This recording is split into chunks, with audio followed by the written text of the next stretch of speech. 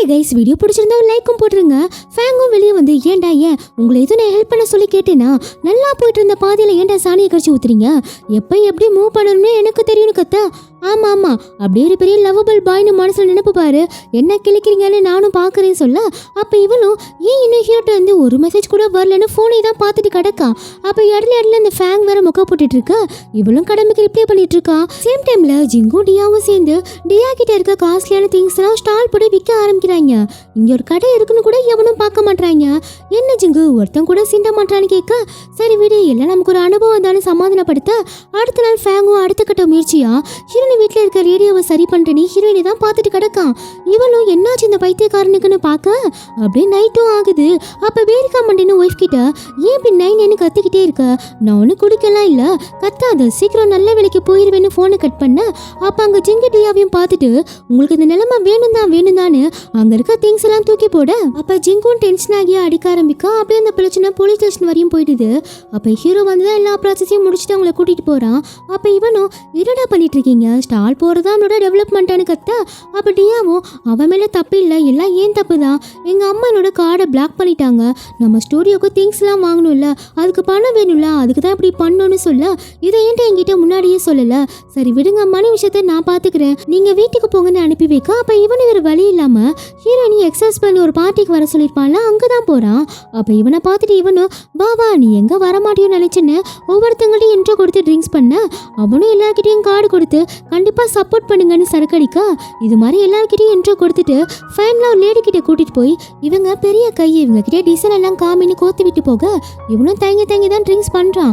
இவனும் அவனோட ஸ்டூடியோ பத்தி சொல்ல, அந்த லேடியும் எனக்கு மணில ஒரு பெரிய விஷயமே இல்ல, ஆனா நீ இப்படி தள்ளி உட்காந்துருக்க, வா பக்கத்துல வந்து உட்காருன்னு அவன்கிட்ட நல்லா ஃபிளர்ட் பண்ணிட்டு இருக்கு. இவனையும் நல்லா குடிக்க வச்சிருது. அதை பழைய ஆஃபீஸ்ல ஒர்க் பண்ற பொண்ணு பார்த்துட்டு அது போட்டோ எடுத்து ஜிங்குக்கு அனுப்ப.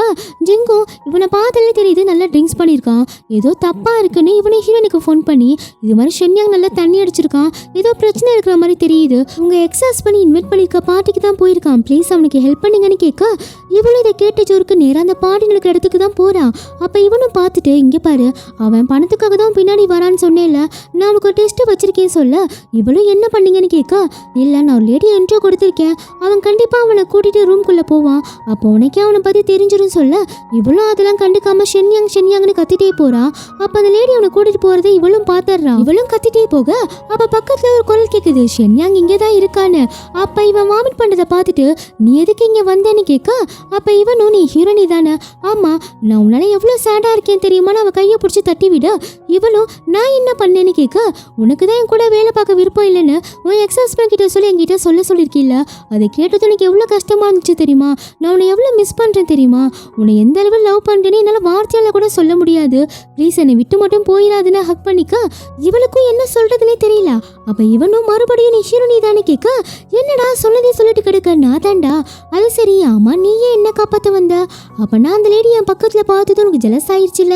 இவளும் ஐயோ என்ன கண்டுபிடிச்சிட்டானேன்னு மூஞ்சி யாருக்கு ஜெலஸ் ஆச்சுன்னு மண்டையில் அடிக்க, எனக்கும் தெரியும் உனக்கு என்ன பிடிக்கும்னு, ப்ளீஸ் என்னை விட்டு போயிடாதுன்னு மறுபடியும் ஹக் பண்ணிக்க.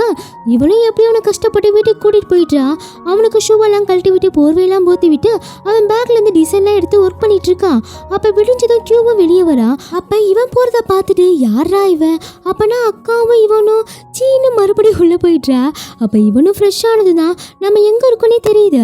இவனும் நான் எப்படிங்க இங்கன்னு கேட்க, அப்பனா அவனுக்கு நைட் நடந்தது எதுவுமே ஞாபகம் இல்லையா ராசா, சுத்தமா மறந்துருச்சுன்னு சொல்ல முடியாதுன்னு சிரிக்க. அப்ப இவளும் உன்னோட டிசைன்லாம் நல்லா இருக்கு, ஸோ உன்னோட ஸ்டூடியோக்கு நானே டேரக்டரா இருக்கேன்னு சொல்ல இவனுக்கும் ஹாப்பியா கிடக்கு. அப்ப இவனும் யாருக்கும் தெரியாம வீட்டுக்கு வர, சரி எவனையும் காணோம், போய் ஃப்ரெஷ் ஆகும்னு உள்ள போக பின்னாடியே வந்து ஜிங்கு டியாவும் ஆமா நீ நைட்ல யார் கூட இருந்த, எங்களுக்கு இப்பயே சொல்லியாகணும்னு கேட்க, அதெல்லாம் சொல்ல முடியாது, ஆனா ஒரு குட் நியூஸ் இருக்குன்னு நம்ம கூட ஹீரோயின் ஒர்க் பண்ண ஒத்துக்கிட்டாங்க சொல்ல.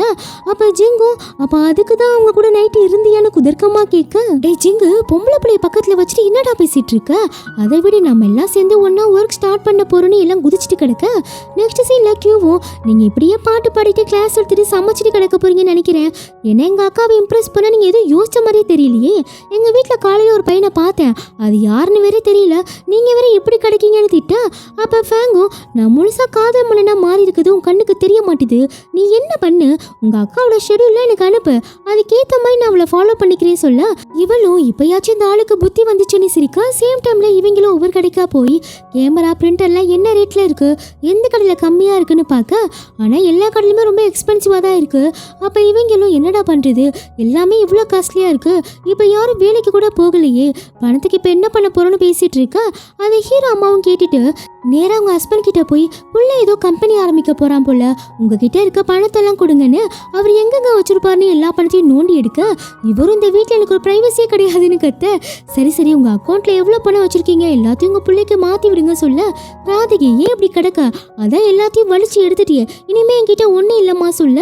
எனக்கு தெரியும் உங்க அக்கௌண்ட்ல எவ்வளவு பணம் இருக்குன்னு, ஒழுங்கா எல்லாத்தையும் அவனுக்கு மாத்தி விடுங்க சொல்ல. அப்ப அவரும் மாத்தி விட இவனும் பார்த்துட்டு அம்மா ஏமா அப்படி பண்றீங்க, இது உங்களோட சேவிங்ஸ் தானே, இதை எதுக்கு எனக்கு தரீங்கன்னு கேட்க. நீ என்ன மற்ற பசங்க மாதிரி காசு வீண் பண்ணவா போற, என் பையனை பத்தி எனக்கு தெரியும், உன் மேல நம்பிக்கை இருக்குடா, சந்தோஷமா ஸ்டார்ட் பண்ணுன்னு சொல்ல. இவனுக்கும் ரொம்ப ஹாப்பியா கிடக்கு. இவனும் அம்மா ரொம்ப தேங்க்ஸ்மான்னு சொல்ல. அட தேங்க்ஸ்லாம் சொல்ற, போடா போ, அந்த காய்கறி நறுக்கி கொடுன்னு அப்படியே ஜாலியாக தான் பேசிட்டு இருக்காங்க. நெக்ஸ்ட் சீனில் ப்ராப்பராக ஒரு மீட்டிங் போடணும்னு ஹீரோயின் எல்லாத்தையும் வர சொல்லியிருப்பா. அப்போ இவனுங்களுக்கு முன்னாடியே தெரியும்ல, இவன் பேர் ஜிங்கு, இவன் பேர் டியா, அப்புறம் இவங்க யாருன்னா ஃபேமஸ்னா டேரக்டர்னு எல்லாம் ஜாலியாக தான் பேசிட்டு இருக்காங்க. அப்போ இவனும் எக்யூப்மெண்ட்லாம் ரெடி பண்ணிட்டீங்களான்னு கேட்க. இவனும் இப்போதான் காசு கொஞ்சம் கிடைச்சிருக்கு, இனிமே தான் பேரம் பேசி வாங்கணும் சொல்ல. சரி சரி நம்ம கண்டென்ட் தான் ரொம்ப முக்கியம், மற்றதெல்லாம் கூட எஃபெக்ட் போட்டுக்கலாம் சொல்கிறான். அப்போ இவனும் டிசைனை காமிக்க நல்லா இருக்கு, இதுக்கு நம்ம கண்டிப்பாக ஹாலிவுட் எஃபெக்ட் போட்டாகணும்னு பேசிட்டு இருக்க. அப்போ ஏதாச்சும் ஆர்டர் பண்ணலான்னு பார்க்காங்க. அப்போ ஜிங்கோ ரேட்டெல்லாம் பார்த்துட்டு ஐயோ என்ன இவ்வளோ ரேட்டாக இருக்குன்னு, எனக்கு ஒன்றும் வேணாம் ஜாமி சொல்ல. டியாவும் எனக்கும் ஒன்றும் வேணாம் சொல்லிடுறான். அப்போ இவளும் பாஸ்தா ஆர்டர் பண்ண, இவங்களும் எங்களுக்கும் பாஸ்தா வேணும்னு சொல்ல. அப்போ இவளும் இதோ வந்தாரேன்னு பில் கட்டுற இடத்துக்கு போய் இங்கே பாருங்க, அவங்கெல்லாம் ஆர்டர் பண்ணுறதுக்கு நானே பே பண்ணிடுறேன்னு சொல்ல. இல்லைங்க அவர் முன்னாடியே என்ன தவிர யார் வந்து கொடுத்தாலும் வாங்கக்கூடாதுன்னு ஸ்ட்ரிக்டாக சொல்லிட்டாருன்னு சொல்ல. இவளும் ஓகே ஓகேன்னு போக, அடுத்த நாள் ஹீரோவும் ஹீரோனி வீட்டுக்கு வந்து என் கூட ஒரு இடத்துக்கு வாங்கன்னு கூட்டிகிட்டு போக. அப்போ இவளும் பார்த்துட்டு என்னடா இவ்வளோ ரேட்டாக இருக்கு, எங்கே கூட்டிகிட்டு போகிறேன்னு கேட்க. இங்கே இருங்க அதோ வந்தரேன்னு போகிறான். அப்போ இவளும் எங்கே இருக்கு, எனக்கு ரொம்ப பயமாக இருக்குது ஷன்யாங்னு கத்த. அப்போ அவனும் லைட்டை போட்டு குதிச்சு பாருங்க இந்த இடத்துல தான் ஷூட் பண்ண போகிறோம், நல்லா இருக்கான்னு கேட்க. என்ன இவ்வளோ குப்பையாக இருக்குது, இங்கே போய் எடுக்கலான்னு சொல்கிற, அதை பற்றிலாம் கவலைப்பட வேண்டாம், நானும் சிங்கும் சேர்ந்து க்ளீன் பண்ணிடுவோம், இடம் ஓகேவான்னு கேட்க. பரவாயில்லன்னு சொல்கிறா. அப்போ இவனும் இங்கே ரெண்டு விஷயம் சிமிலராக இருக்கு பாருங்களேன், என்னது அது என்னன்னா இங்கே ரெண்டுமே ஓல்டாக இருக்குது ஹீரோயினை பார்த்து சொல்ல. 2 நிமிஷத்துக்கு அப்புறம் தான் அவளுக்கு புரியுது என்னதான் ஓல்டு உமன் சொல்கிறியான்னு துரத்தி அடிக்க. அடுத்த நாள் ஒரு வழியாக ஷூட்டும் ஆரம்பிக்கிறாங்க. ஆனால் வீடியோ சரியாக எடுக்க முடியல, ஏன்னா எக்யூப்மெண்ட் எதுவும் சரியில்லைன்னு சொல்லிட்டு இருக்கா. அப்போ சடனாக ஒரு ஆள் வந்து இங்கே யாரும் உங்களுக்கு பர்மிஷன் கொடுத்தா, இங்கெல்லாம் யாரும் இருக்கக்கூடாதுன்னு கத்திட்டு இருக்க. அப்போ இவளும் இல்லை ஒரு பிரச்சனையும் இல்லை, 1 ஹவரில் எல்லாத்தையும் காலி பண்ணிடுறோன்னு சொல்ல. அப்போ ஹீரோயினும் எக்ஸஸ்பெண்ட் கிட்ட தான் ஹெல்ப் கேட்டிருப்பா. எல்லாத்தையும் எடுத்துகிட்டு நேராக அங்கே தான் போகிறாங்க. அவனும் வந்து இந்த இடம் ஓகே தானே பேசிகிட்டு இருக்கா. இவளும் ரொம்ப தேங்க்ஸ் சொல்லிட்டு இருக்கா. இதெல்லாம் பார்த்து இவனும் காண்டாகி அங்கேருந்து போயிடுறான். அப்போ இவளும் ஹீரோவை தேடிட்டு இருக்கா. அப்போ ஜிங்கும் அவன் மட்டும் இன்னைக்கு ஹாஸ்பிட்டல் போகாமல் இருந்தா அவனுக்கு வேலையும் போயிருக்காது, இந்த பிரச்சனையும் வந்திருக்காதுன்னு பேசிகிட்டு இருக்கா. அப்போ இவளும் வந்து என்னைக்குன்னு கேட்க, அது வந்து உங்களுக்கு ஆக்சிடென்ட் ஆச்சுல்ல, அப்போ உங்களை பார்க்க வந்தான், அவன் மட்டும் போகாமல் ஸ்டேஜ்கிட்ட இருந்திருந்தா அந்த பிரச்சனையே வந்திருக்காதுன்னு சொல்ல. அப்போ இவனும் என்னையா எக்யூப்மெண்ட் கொடுத்துருக்கீங்க, எல்லாம் உடஞ்சுதான் கொடுத்துருக்கீங்க, இது உங்களுக்கே நியாயமானு கேட்க. அப்பவும் திமிரா எல்லாம் தெரிஞ்சு தானே வாங்கிட்டு போனீங்க, டிஸ்கவுண்ட்னு கேட்டீங்க, அப்போ இப்படி தான் இருக்குன்னு சொல்ல. இவனும் இல்லை என் பணம் இல்லாமல் நான் இங்கிருந்து போக மாட்டேன்னு சொல்ல. அப்போ அந்த ஆள் பக்கத்தில் இருக்கவனுக்கு சைகை காமிக்க எல்லா ஹீரோவை சுற்றி போட்டுறாங்க. கைஸோட எபிசோட் முடியுது. நெக்ஸ்ட் வீடியோ சீக்கிரம் அப்லோட்